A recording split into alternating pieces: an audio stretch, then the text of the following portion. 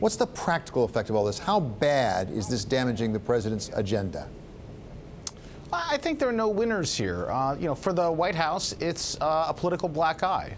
They have these councils as visible signs of support from the business community.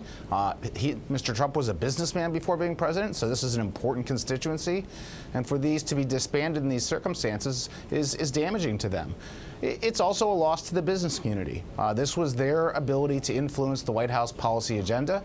As Secretary Gutierrez just noted, that agenda is not always in the business community's favor, so they got a chance to weigh in and maybe moderate the things they didn't like. And certainly on things like tax reform, not all tax reforms are created equal. And for them to have a vehicle to go in and say this is what's really important to Americans' businesses was a big opportunity for them. So they lose the opportunity to influence the policy process in that way, and the White House loses visible political support. So that's not a good news story. Doug, it strikes me there's some irony here, because for some years we heard members of the business community complain about the Obama administration, that they didn't understand business, they weren't on business defined. If anything, they were perceived as anti-business. A lot of business leaders, not all, but a lot of business leaders really cheered for Donald Trump to come in, because they were finally going to have one of theirs who they would really understand and who would understand them. Ironically, right now, it feels like the relationship may be worse than ever.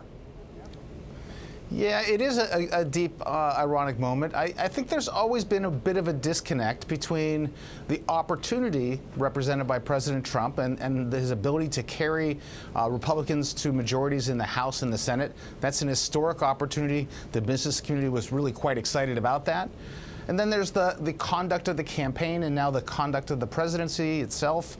There's a lot of reservations about the rhetoric and the style and the presentations of the president, his unwillingness to be disciplined and stay on message. Right.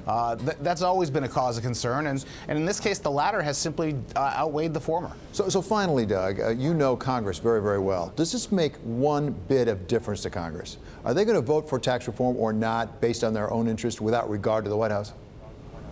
I think it makes an enormous difference to Congress.